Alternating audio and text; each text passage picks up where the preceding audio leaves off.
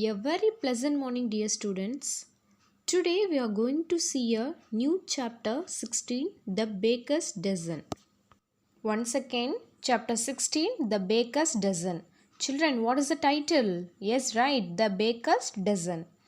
In this video, I am going to explain you the lesson, The Baker's Dozen. This lesson was retold by Aaron Shepard. Shall we start our lesson, children?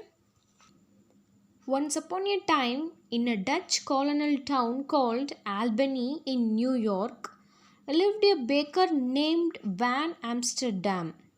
What is the name of the baker? Yes, right, Amsterdam. He would bake cakes, cookies, etc., and everyone in the town would visit his shop to buy his cakes. Then he was a very honest person and precious baker who kept checking his scales and made sure that he gave his customers exactly what they paid for. That's more like it. People loved buying from Van Amsterdam's bakery because everything was delicious and his precision made him a trustworthy seller. His bakery was always busy and filled with people buying his cakes, especially on St. Nicholas Day. There would be a line of people waiting to get his delicious cakes. The gingerbread cookies and iced in red and white and looked just like a Saint Nicholas cookies.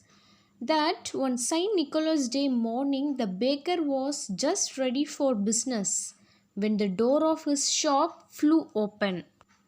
And one old woman came to the shop with a long black shawl and she asked a dozen of your Saint Nicholas cookies. Then Van Amsterdam was picked up 12 cookies and placed them in a box and handed it over to the old woman.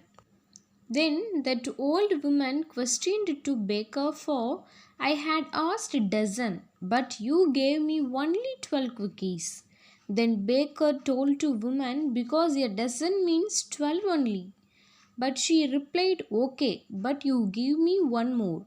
So Van Amsterdam was not a man to bear foolishness and not give a extra cookie to that woman. So she turned to go and not buy anything from that shop. And she said, your heart is small and fall again, mount again, and learn how to count again. Then she was gone. From that day on, everything began to go wrong. His bread rose too much, and his peas he had were too sour, and his cookies were burnt. Soon people noticed how bad his food had become and slowly stopped going to his shop. Then he realized that old woman has bewitched me.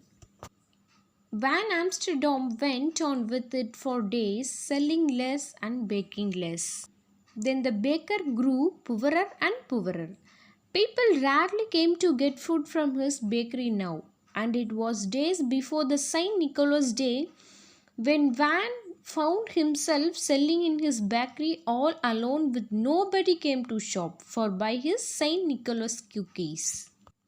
Then he closed his shop and went sadly to bed and slept.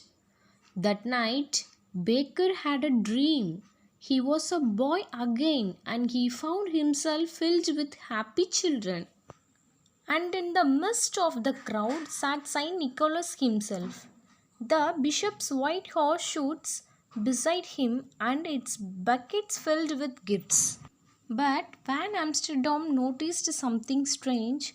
No matter how many presents Nicholas passed out, there were always more to give. In fact, the more he took from the baskets, the more they seemed to hold. Then Nicholas handed a gift to Van Amsterdam. It was one of the baker's own St. Nicholas cookies. Van Amsterdam looked up to thank him, but it was no longer St. Nicholas standing there. Smiling down at him was the old woman with the long black shawl. He woke up with a start as the moonlight shone through the curtains and he sat there thinking on St. Nicholas Day. Then he questioned himself, Always give my curtains exactly what they pay for, not more and not less. But why not give more? The next morning, St. Nicholas Day, the baker rose early. He mixed his gingerbread dough and rolled it out. He cut the shapes and baked them. He iced them in red and white to look just like Saint Nicholas.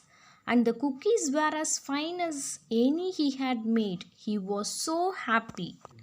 Van Amsterdam had just finished when the door flew open. In walked the old woman with the long black shawl. Again, that old woman asked, I have come for a dozen of your Saint Nicholas cookies. Seeing old woman in the bakery, he got excitement and immediately counted 12 cookies and one more and handed it over to old woman. From now on, my bakery dozen is 13. So she said, you have learned to count well. You saying this, she thanked the baker and walked out of the door. And what she had foretold was indeed true, as the news that Van Amsterdam counted 13 as a dozen spread quickly, and people all over the time rushed to get a dozen, and the baker became so, children, thus learning that honesty and generosity are important to spread the spirit of joy in the world. Have you all understood, children? Thank you. Have a nice day.